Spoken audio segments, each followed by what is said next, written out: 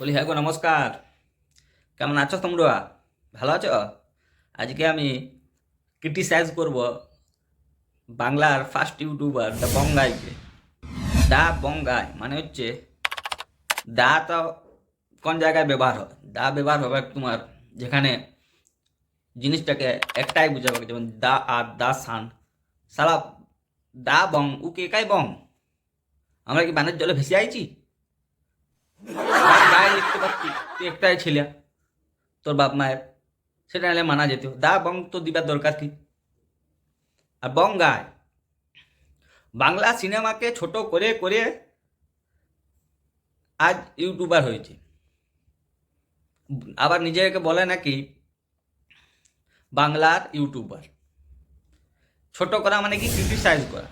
মানে বাংলা 90 দশকের সিনেমাগুলোকে ক্রিটিসাইজ করেছে। মানে যারা রাইটার সেই সময়কার, মানে যারা স্টোরি লিখেছে, এত বড় একটা বইয়ে পয়সা খরচা করে বইটা বানিয়েছে, হিরোকে পয়সা দিয়েছে, পাবলিককে মানে বোকাচোদা বানিয়েছে। ও একা এমন মানুষ যে ইঞ্জিনিয়ার মানুষ। ও মানে ইঞ্জিনিয়ার নিজের বলে যে আমি একজন ইঞ্জিনিয়ার, কিন্তু আমি ভিডিও বানাই। ও বোকাচোদা বানা আবার ইঞ্জিনিয়ারিংটা করে আইছে কোথার থেকে, যে আমি এই ইঞ্জিনিয়ারিংটা পাস করার পরেই বসে গেছে ভিডিও বানাতে, যে মানুষকে কিভাবে বোকাচোদা বানাবো। তার নাম বঙ্গাই। আর লাস্ট একটা ভিডিও ছাড়ছে দেখছি, দেখছি বঙ্গায় নাকি এ করছে তোমার ওই টাকা বিলি করছে, আর থামনেলে দিয়েছে দিদি নাম্বার ওয়ানের থামনেল। আর দিদি নাম্বার ওয়ানকে নাই করে 25 থেকে 30 বার রোস্ট করেছে। আবার সেই দিদি নাম্বার হাতটা কাঁপছে, দাঁড়াও। আবার সেই দিদি নাম্বার ওয়ানেই যে ভিক্ষার হাত হাত বাড়িয়ে বসে থাকে, আমাকে ইয়ে দাও,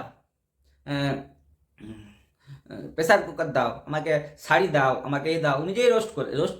কোনো জিনিসকে যদি মনে করে ক্রিটিসাইজ করছো, তারপর সেই জায়গায় তুমি যাবে কেন? তুমি তোমার অডিয়েন্সকে তুমি বলছো এই জায়গায় লোককে বেকুব বানানো হচ্ছে, জায়গায় লোককে বোকাচোদা বানানো হচ্ছে, আবার তুমি সেখানে চলে যাচ্ছ। তাই তোমার অডিয়েন্স কি শিখবে তোমার এখান থেকে?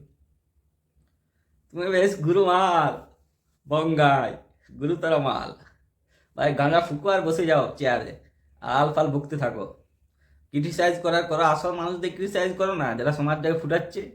কোথায় দিদি নাম্বার ওয়ান, কোথায় বাংলা সিনেমা, দেব প্রসেনজিতের সাথে তো বেশ ঘুরে নিচ্ছ।